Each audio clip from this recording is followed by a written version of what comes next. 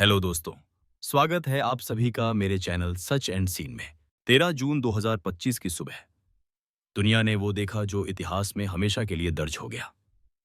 सुबह 3:30 पर इजराइल ने ईरान पर एक जबरदस्त और पूरी तरह से गुप्त सैन्य हमला किया, जिसे ऑपरेशन राइजिंग लायन नाम दिया गया। यह एक प्रिएम्प्टिव स्ट्राइक थी, यानी पहले से हमला करके दुश्मन की ताकत को खत्म कर देना। इस ऑपरेशन में इजराइल ने 200 से ज्यादा F-35 stealth fighter jets, drone और मिसाइलों का इस्तेमाल किया। निशाना थे ईरान के अहम nuclear plants Tehran, Natanz, Fordow, Isfahan और IRGC यानी रिवॉल्यूशनरी गार्ड्स के ठिकाने। इस हमले से पहले मोसाद के एजेंटों ने ईरान के एयर डिफेंस और रडार सिस्टम को ड्रोन और साइबर अटैक से निष्क्रिय कर दिया था। ऑपरेशन इतना सटीक और अचानक था कि पहले ही 10 मिनट में ईरान के top generals, IRGC chief Hussain सलामी, जनरल मोहम्मद बघेरी और 6 से 9 न्यूक्लियर साइंटिस्ट्स मारे गए। इस हमले को कुछ मीडिया रिपोर्ट्स में ऑपरेशन रेड वेडिंग भी कहा गया। इजराइल के हमले का जवाब ईरान ने उसी रात को दिया।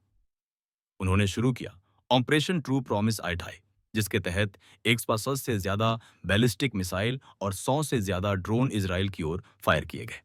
तेले, अवीव, हैफा, यरूशलेम जैसे शहरों को निशाना बनाया गया।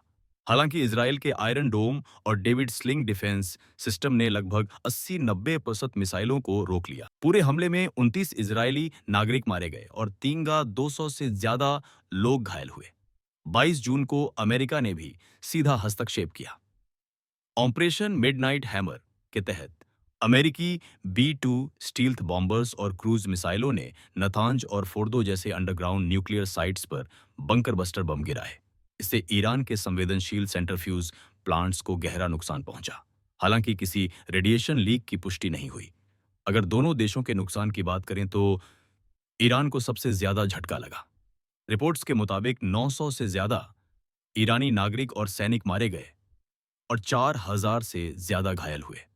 ईरान के कई मिसाइल डिपो और न्यूक्लियर फैसिलिटीज या तो पूरी तरह तबाह हो गईं या फिलहाल बंद हो चुकी हैं। इजराइल ने अपनी तरफ से 80% से ज्यादा मिसाइलों को इंटरसेप्ट कर लिया, फिर भी जान माल का नुकसान हुआ। जहां तक न्यूक्लियर हथियारों की बात है, इस युद्ध में किसी भी देश ने परमाणु हथियारों का सीधा उपयोग नहीं किया, लेकिन बंकर बस्टर बम इस्तेमाल हुए, जो न्यूक्लियर साइट्स को नष्ट करने के लिए बनाए जाते हैं।